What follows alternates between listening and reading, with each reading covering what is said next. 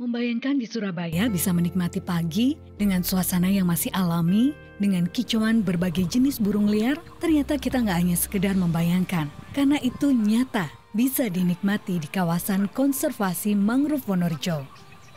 Saya cukup kaget waktu menemukan daerah ini. Kenapa? Karena Surabaya ini kota kedua terbesar di Indonesia. Tapi ternyata masih ada tempat yang begitu banyak satwanya, terutama burung-burung liar. Itu buat saya sebuah surprise sendiri waktu menemukannya. Dan semakin kita gali, ternyata banyak sekali yang memang kita selama ini mungkin saya lebih ngartikan lihat tapi nggak kelihatan. Jadi kira-kira seperti itu kalau saya menggambarkan daerah Wonorejo ini.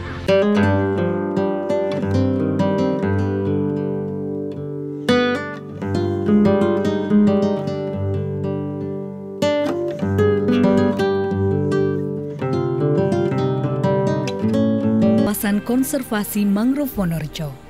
Untuk Wonorejo ini, saya rutin itu mulai dari 5 tahun yang lalu. Saya sudah mulai memotret satwa-satwa liar di sini. Jadi kalau memotretnya sendiri saya udah lama, memang lebih dari ya kira-kira 10-12 tahunan yang lalu. Tapi kalau untuk area Wonorejo ini sendiri, untuk birding khususnya, itu memang saya rutin di 5 tahun kurun waktu terakhir ini. Daerah Wonorejo ini uniknya lagi sebetulnya bukan tempat untuk fotografer saja. Jadi ketika saya mulai eksplorasi segala macam, saya bertemu dengan beberapa orang-orang yang mempunyai pengetahuan lebih tentang satwa-satwa liar, tentang burung. Saya justru mulai belajar tentang habitat segala macam. Dari situ saya justru menemukan bahwa ternyata selama ini foto-foto yang saya cari itu baru step awal kita. Karena saya beberapa kali menemukan bahkan ada sebuah foto atau video itu cuma bisa jadi bukti pelengkap sebuah ilmu pengetahuan baru menurut saya. Sebuah contoh begini, saya pernah memotret satu jenis darah laut.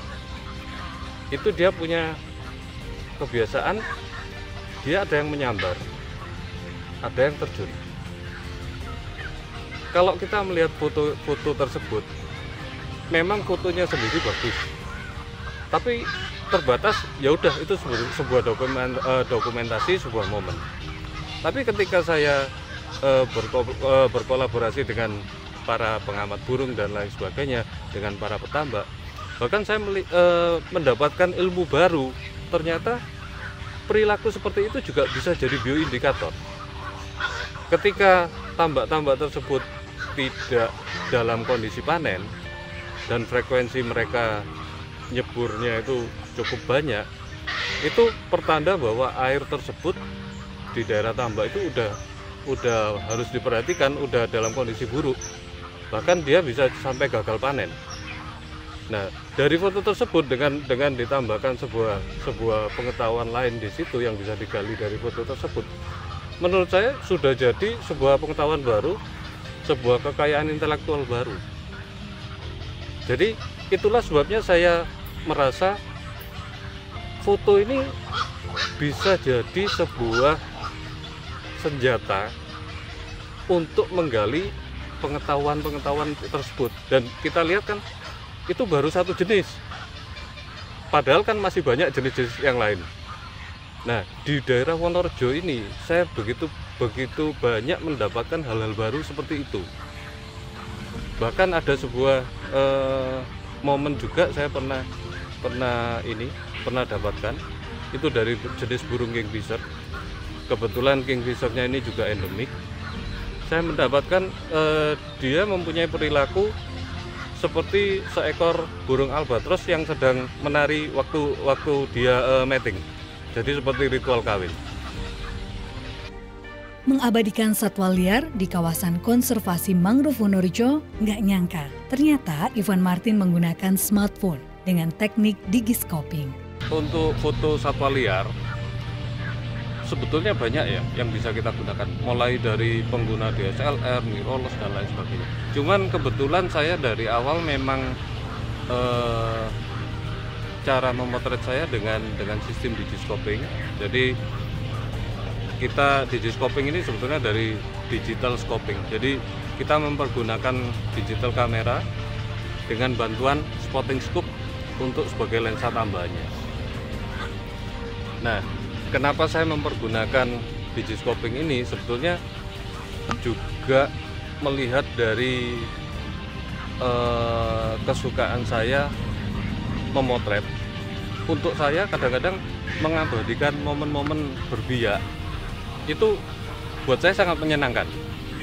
Nah, kebiasaan saya seperti ini tentu saja saya juga tidak ingin mengganggu saat masa berbiak ataupun di daerah berbiak mereka. Makanya saya memilih sistem ini karena menyediakan jarak yang cukup jauh daripada lensa-lensa yang biasa kita pakai.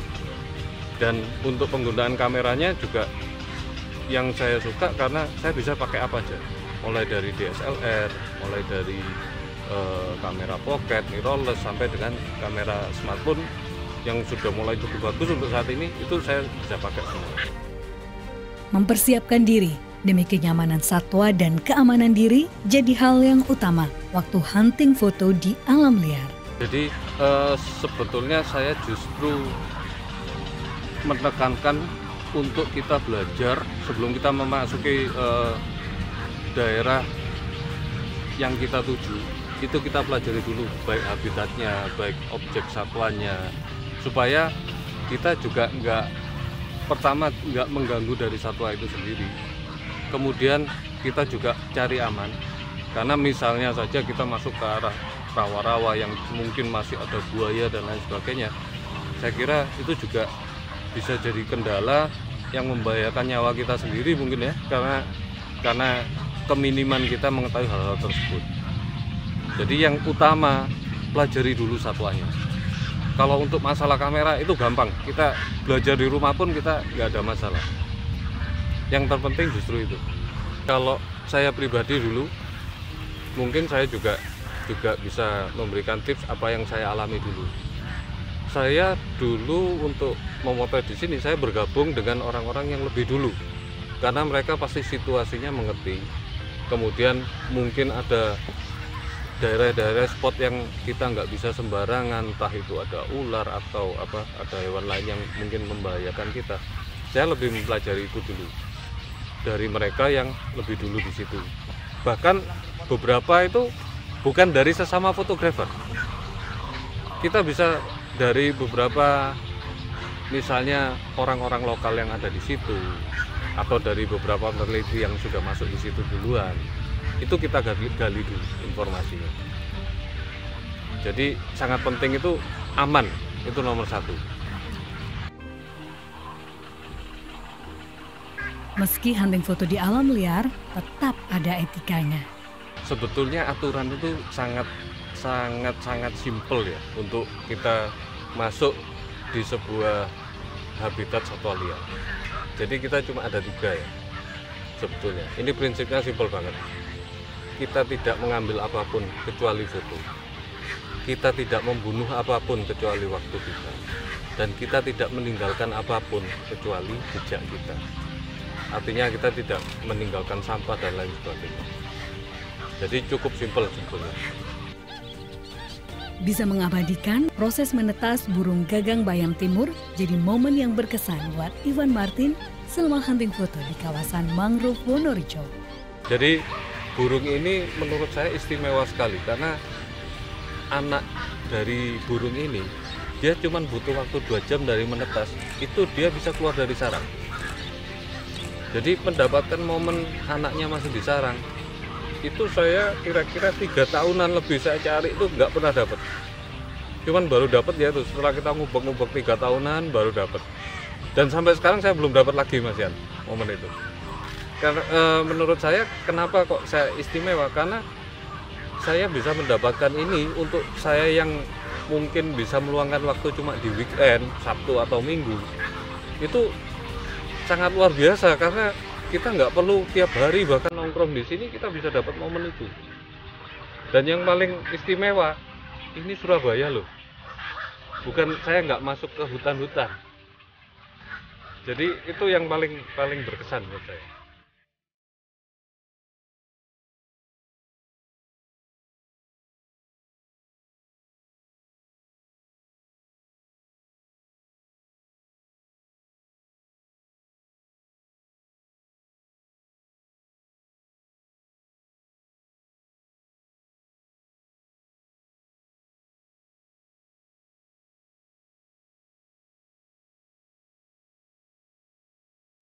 Fotografi satwa liar diharapkan bisa merubah cara masyarakat mencintai satwa, khususnya burung. Jadi impian Ivan Martin. Impian saya dari fotografi satwa liar ini, itu bisa merubah pola kita ini dalam mencintai satwa. Jadi bukan dipungkiri, Indonesia ini penggemar khususnya burung itu sangat luar biasa. Tapi ini opini saya, jadi jangan salah arti. Kita masih banyak mencintai dengan cara yang salah, dipelihara, ditangkap dan lain sebagainya. Saya ingin, sebetulnya mimpi saya ini dengan fotografi ini kita mulai belajar untuk mencintai mereka, melihat, bisa menikmati aja di alam liar. Itu sudah sebuah langkah awal. Jadi alangkah baiknya kalau misalnya ternyata bisa menggantikan cara kita dalam mencintai satwa-satwa ini, dalam mencintai burung-burung liar ini. Itu sangat luar biasa menurut saya.